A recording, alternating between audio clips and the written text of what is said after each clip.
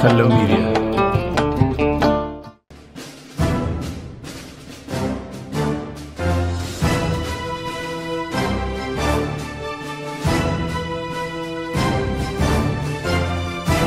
Harka fuunee shamaa akkam jirtu kabajamoo dhaggeeffattootaaf daawwattoota Keelloo Miidiyaa. Akkuma beekamu yeroo qophii faana Keelloo irra geenyee jirra. Torban kana dhimma yaa'ii mana maree bakka bu'oota uummataa irratti muummee ministeera Itoophiyaa Abiyyi Ahimadiin haasa'ame faana buunee jirra. San irratti waan qindeeffanne kunooti haga dhumaatti nu caqasaa. Muummeen ministeera Itoophiyaa Dr. Abiyyi Ahimad dhimma lola biyyattii keessaa qabbaneessuu irratti ejjennoo amansiisaa irra ga'uu dadhabuun qeeqamaniiru. Dhaadannoo waraanaa fi dubbii nagaa yaa'ii mana maree bakka bu'oota uummataa irratti taasifameen walqabatee fayyadamtoonni miidiyaa hawaasaa mootummaan nagaa buusuuf kutannoo amansiisaa agarsiisuu qaba ture jechuun qeeqan. Waltajjii kana irratti dhimmoota hedduun faallaa qabatamummaan lafa irratti mul'ataniin ibsamani. Inumaa waa'een qaala'insa jireenyaa, waraanaa, dhimmoonni dinagdee biyyattii fi haalli ibsaa oomisha biyya keessaa yaada qabatamaa irratti kan hundaa'an miti jedhame. Paarlaamaan Itoophiyaa kamisa walga'ii gaggeesseen gaaffiiwwan hedduun miseensota irraa muummee ministeera Itoophiyaa Abiyyi Ahimadiif dhiyaatanii Abiyyi Ahimadiis deebii laatanii jiru.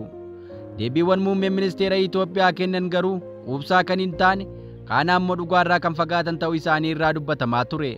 Walga'iin idilee 21ffaa mana maree bakka bu'oota uummataa bakka ministeerri muummee Itoophiyaa Abiyyi Ahimad argamanitti dheengadda gaggeeffame kun miseensonni mana marichaa gaaffilee akka rakkoo siyaasaa karaa nagaan furuu, lammiilee qe'ee fi qabeenya isaanii irraa buqqa'an deebisuu, muddama siyaasaa naannoo Tigraay, rakkoolee bulchiinsa gaarii, raafama dinagdee Itoophiyaa, mariin qaamolee hidhannoon socho'an waliin taasifamuu fi nageenya buusuu, rakkoolee dhiyeessii galteewwan damee manufaakcharingii mudatan, dhimmoota boba'aa fi daldaltoota seeraan alaa irratti wanti mootummaan hojjetaa jiru maali ka jedhu gaaffii hirmaattotaa ture. Dhimmoota kanneeniif ministeerri muummee Itoophiyaa Dr. Abiyyi Ahimad deebii kennaniiru. Magaalaa Finfinneetti misooma koriidarii hojjetamaa jiruun kaafamtoota misoomaaf beenyaan hin laatamne jedhamuun yeroo hedduu komatamaa ture. Yaada kana kan kuffisu ministeerri muummee Itoophiyaa Dr. Abiyyi Ahimad magaalaa Finfinnee keessatti namni sababa misoomaan kaafame ragaa seera qabeessa qabu lafa bakka bu'aa yookaas beenyaan hin kaffalaminiif akka hin jirre beenyaan birrii biiliyoona 17 ol kaffalamuu isaa ibsaniiru. Hawaasni magaalaa Finfinnee Buraayyuu fi Jimmaa dhimma kanaan lafaaf mana isaanii dhaban garuu beenyaa dhorkatamne jechuun yeroo hedduu komii dhiyeessaa turan. Dhimmoota biraan muummee ministeera Itoophiyaa Dr. Abiyyi kaasan keessaa waa'ee waliigaltee Piriitooriyaa kan ilaallatu ture. Waliigalteen Piriitooriyaa waliigaltee seena qabeessa Itoophiyaatti gaaga'ama hedduu irraa baraaredha jechuun Dr. Abiyyi dubbatan. Waggoottan lamaan darban keessa waraanni dabalataa akka hin uumamneef hojiin bulchiinsa yeroo naannoo Tigraay hojjete kan dinqisiifatamu ta'us galateeffataniiru. Mootummaan federaalaa fi bulchiinsi yeroo naannichaa waliigalticha karaa guutuun hojiitti hiikuuf tattaaffii taasisaa turan ammas itti fufuu kaasan. Uummanni Tigraay waraanan barbaaduu ka jedhan Dr. Abiyyi qaamoleen dhuunfaa dibbee waraanaa rukutan gochicharraa akka of qusatanis waamicha dhiyeessan. Dhimmoota waliigalticha guutummaatti hojiirra oolchuuf fayyadan biroos mareen xumuruuf mootummaan federaalaa yeroo kamuu xiyyeeffannoo kenneef hojjetaa akka jiru hubachiisan. Deebiiwwan Abiyyi Ahimad keessaa kaan ammoo bara kana warshaalee haaraan 55 ol gara hojiitti galaniiru ka jedhu ture. Dr. Abiyyi Ahimad akkana haa jedhan malee Itoophiyaa keessatti waraana gaggeeffamaa jiru irraa kan ka'e biyyattii keessatti warshaaleen hojii isaanii itti fufuu danqamuu himamaa ture. Inumaa warshaalee hojii irra turan hedduun akka cufaman gabaafamaa tureera. Ta'us yaada kana muummee ministeera Itoophiyaa Abiyyi Ahimad faallessanii dhiyeessan. Ministeerri muummee Dr. Abiyyi Ahimad bara kana warshaaleen haaraan 55 ol gara hojiitti galuu ibsuun warshaalee haaraan 120 ol ammoo eeyyama haaraa baafachuu kaasanii biyya jeeqama waraanaaf gaaga'ama namoomaa keessa jiraachuun ishee himamu kan warshaaleen hafee manni barumsaa loltootaan barbadaa'uun himamu sadarkaa jedhame kanarra geesse jedhanii dubbachuun inumaa dhugaa uummanni beeku haaluudhaa jedhame. Rakkoo sharafa alaa fi rakkoo dhiyeessii humna elektirikaa indastiriiwwan mudachaa turan furuuf mootummaan hojii gaarii hojjeteeras ka jedhan ministeera muummee ture. Hojii rakkoo humna ibsaa indastiriiwwan mudatu furuuf hojjetameen hojiin dhiyeessii humna ibsaa kan bara darbee irra parsantaa 50 guddachuus kaasaniiru. Dandeettiin oomishuu indastiriiwwanii parsantii 61 ga'uuruun akkuma seektara qonnaa seektarri indastirii bara kana galma kaa'ameef akka milkeessu abdii guutuun qabaa jedhaniiru. Dhimma nageenyaa ilaalchisuun dubbii dubbataniin ammoo karri mootummaa yeroo kamiyyuu mariif banaadhaa jedhan.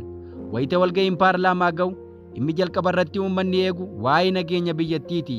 Biyyattii keessatti nagaan ba'anii galuun ulfaatee ka jiru goolama siyaasaa biyyattii keessaa dhukaasa qawwee qabbaneessuu dadhabe har'ammoo bor furama jedhee kan eegu uummanni walga'iin akkanaa dhimmoota hawaasa muddan akkanaaf furmaata ta'aa jedhamee abdatama.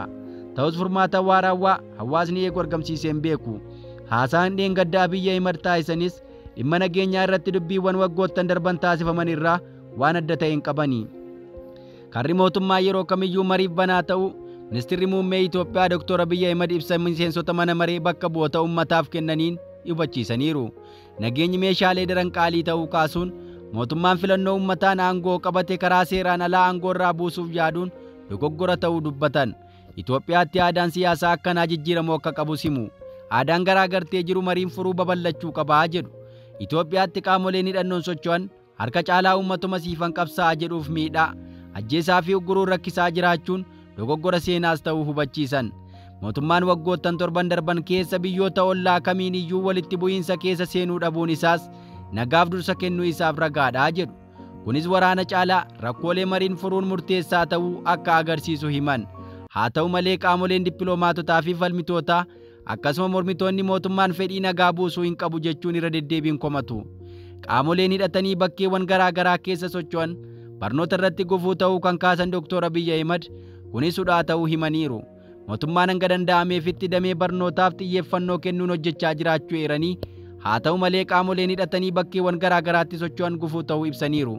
Qaamoleen kunneen hin baratinaa, hin wallaanaminaa akkasumas hin qotinaa warreen jedhanii hawaasa rakkisanidha jedhu Dr. Abiy. Mootummaan carraawwan argamaniin suphaa fi ijaarsa manneen barnootaa irratti hojiilee bal'aa hojjechaa jiraachuu ibsanii. Dhimma kana bifa arrabaa yoo dubbatan ammoo qaamolee doofaa waliin wal waraanaa jirraa akka jedhan Dr. Abiy qaamoleen kunneen uummata hin qabsoofnaaf jedhan miidhaa jiraachuu ibsaniiru. Inumaa nama gogaa waraabessaa rasaasa irraa ittisa jedhee harkatti diratu waliin lola gaggeessaa jirraa akka jedhu dubbii isaanii ture. Humnoonni Amaaraa Faannoo jedhaman hangam beekumsaan duubatti hafoo ta'uu isaanis dubbii kanaan tuqan. Naannoo Amaaraatti barnoonni akka dhaabbatuuf dhiibbaan karaa adda addaa taasifamuu isaa gabaasaa turuun keenya ni yaadatama. Inumaa barsiisonni maaf mana barnootaa seentan jedhamuun hanga ajjeefamanitti gahaa jiraachuu miidiyaaleen walabaa hedduun gabaasaa turaniiru. Haasaan Abiy Ahmad kun tarii jara kanaaf deebii laatame ta'uu malaa jedhame. Barbaachisummaa barnootaa irratti mootummaan amantaa cimaa qabaachuu kaasuun fuuldurattis uummata waliin ta'uun irratti ni hojjennaa akka jedhan Ministeerri muummee barnoota irratti dhiibbaa uumaa akka jiru qaamolee lolarra jiran ta'uu himan. Bulchaan Itoophiyaa akkasaa jedhan malee barbaachisummaa barnootaa irratti mootummaan amantaa cimaa qabaachuu kaasuun fuuldurattis uummata waliin ta'uun irratti ni hojjennaa akka jedhan Ministeerri muummee Itoophiyaa Dr. Abiy Ahmad barnoota irratti dhiibbaa uumaa akka jiru qaamolee lolarra jiran ta'uu himan. Bulchaan Itoophiyaa akkasaa jedhan malee biyyattii keessatti humnoonni mootummaas barnoota irratti gufuu ta'uu isaanii himama. Walga'ii dheengaddaa dhimmi kaafame biraan waa'ee dinagdeeti. Dinagdeen Itoophiyaa baay'ee kufaa jiraachuu qorannaan adda addaa baasaa tureera. Inumaa maallaqni Itoophiyaa bara kana dhibbantaa dhibbaa ol kufuun ragaa dinagdeen Itoophiyaa gadi deemuu isaa agarsiisudha jedhama. Yaanni kun garuu walga'ii dheengaddaa irratti faallaa ta'ee dhiyaateera. Inumaa bara kana imaammata dinagdee haaraa gabaa bilisaa taasisuun wal qabatee kasaaraan biyyattii akka mudate gabaafamaa ture. Muummeen ministeera Itoophiyaa Dr. Abiy Ahmad haasaa isaaniin garuu imaammati sun hangam bu'a qabeessa akka ta'e himan. Fooyya'insi dinagdee gooroo hojiirra oole kuufama idaa biyyattii doolaara biliyoona 3.5 salphisuufii danda'eera jedhan. Fooyya'insi dinagdee gooroo Itoophiyaan hojiirra oolchite kuusaa idaa barootaaf irra ture doolaara biliyoona 3.5 salphisuufii akka danda'etti afaan ministeera muummee Itoophiyaa Dr. Abiy Ahmad irraa dhaga'ame. Gara fuula duraattis idaan hin malle guutummaan guututti akka haqamuuf hojjetamaa jiraachuu ibsa mana maree bakka bu'oota uummataaf kennaniin himaniiru. Kun ta'ee qorannaan garaagaraa ammoo dinagdeen biyyattii kufuu isaa ibsaa tureera. Akkuma kana Itoophiyaan guddina waliigalaa biyya keessaa galmeessisaa jirtu irraa galii dhibbantaa 7 maddisiisuuf hojjechaa jirti jedhan. Kunis ka biyyoota biroo walii yoo wal bira qabamu xiqqaa yoo ta'e illee fooyya'insa agarsiisaa jiraachuu garuu kaasaniiru. Kanaaf sassaabbii galii keessoo irratti ciminaan akka hojjetamuu qabu hubachiisan. Itoophiyaan guddina dinagdee parsantii 8.1 galmeessiteetti jedhan. Bara itti aanu ammoo harka 8.4 guddachuuf hojjechaa jirti ka jedhu ministeera muummee Itoophiyaa Abiy Ahmad irraa dhaga'ameera. Bara kana Itoophiyaan lafa hektaara miliyoona 7.7 qamadii facaaftee oomisha eegaa jirti jedhan. Kanaanis ammatti Itoophiyaan Afrikaa irraa biyya qamadii oomishuun sadarkaa tokkoffaa irratti argamtu akka ta'etti eeraniiru. Kana malees Itoophiyaan alergii bunaatiin ji'oota 8 darbeetti qofa sharafa alaa doolaara biliyoona 1.2 akka eegaa jirtu himaniiru. Ji'ootaafan afranitti hojiin kun haaluma kanaa yoo itti fufe waggaatti alergii bunaa irraa doolaara biliyoona 2 argachuun seenaa haaraatu galmaa jedhan. Buna irratti jijjiirama amansiisaatu dhufe ka jedhan Dr. Abiy dachaa 2 oliin oomisha tokko irratti alergii dabaluu jechuun hojii guddaan hojjetamuu ibsa. Gama shayitiinis hamma bunaa ga'uu baatus hojii gaariin hojjetameera jedhu.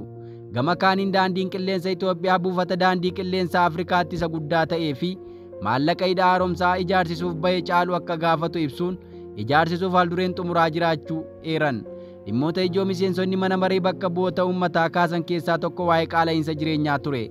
Qaala'insa jireenyaa akka biyyaatti bara darbee harkas 29 ture gara harka 15tti gadi bu'uu himaniiru.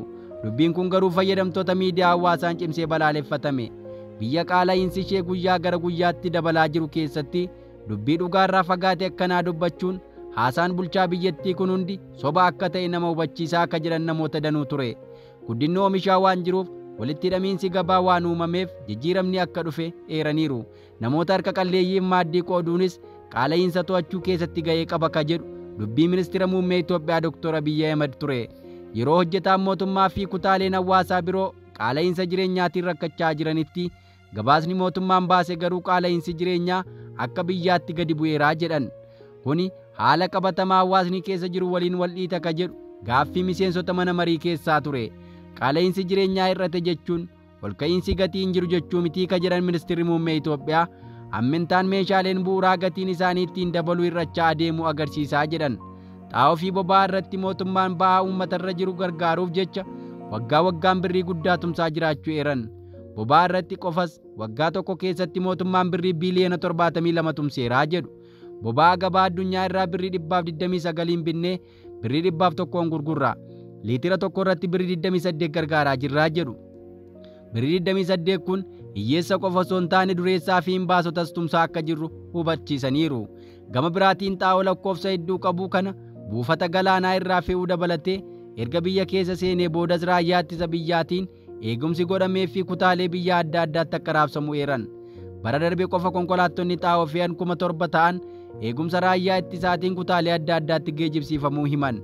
Fedhii Itoophiyaa guutuuf xaa'oo alaa galchuu caalaa xaa'oo biyya keessatti oomishuun filannoo osoo hin taane dirqama waan ta'uuf waggoota itti aananitti dhimma xiyyeeffannaa guddaan itti kenname hojjetamudhas jedhan. Egaan dhaggeeffattootaaf daawwattoota keenyaa yaada mana maree bakka bu'oota uummataa irratti dheengadda kaafame ilaalchisuun kan qindeeffanne kanan gammaa dhaggeeffattan ture. Qophii wal fakkaatuun hanga walitti deebinutti nagaan nu tura.